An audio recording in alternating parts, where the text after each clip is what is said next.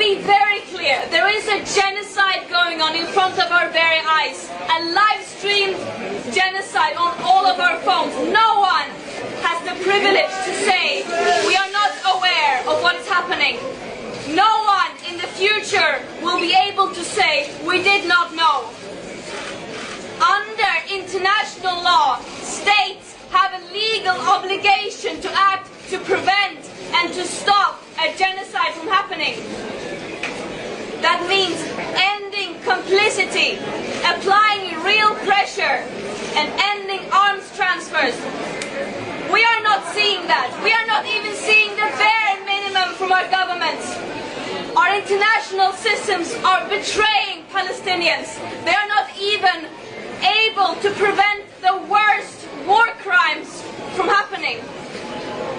And I will never, ever comprehend how humans can be so evil that you would deliberately starve millions of people living trapped under an illegal siege as a continuation of decades and decades of suffocating oppression, apartheid, and occupation. What we aim to do with the Global Summit Flotilla was to step up when our governments failed to do their legal obligation. Our governments are talking about ensuring human rights and the importance of getting humanitarian aid into Gaza, while failing to do their part and while failing to even the bare minimum ensuring safety for this mission. This mission should not have to exist. The Global Summit Flotilla was the biggest ever attempt to break Israel's illegal and inhumane siege by sea. And it is a story of global, international solidarity, of people stepping up when our governments failed to do so, of people saying that my leaders, so-called leaders who are supposed to represent me, who continue to fuel a genocide, death and destruction, they do not represent me. And this is a last resort. That this mission has to exist is a shame. It is a shame. And I could talk for a very, very long time about our mistreatment and abuses in our imprisonment, trust me, but that is not the story. What happened here was that Israel, while continuing to worsen and escalate their genocide and mass destruction with genocidal intent, attempting to erase an entire population, an entire nation in front of our very eyes, they once again violated international law by preventing humanitarian aid from getting into Gaza while people are being starved.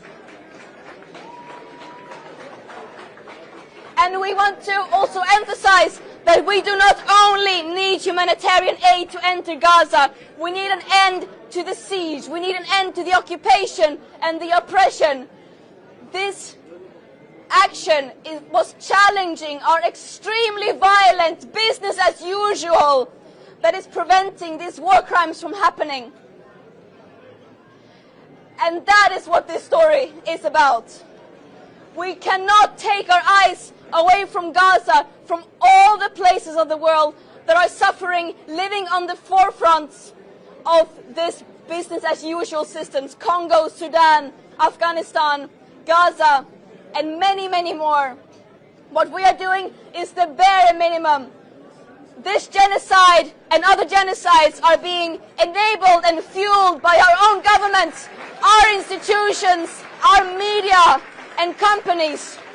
It is our responsibility to end that complicity.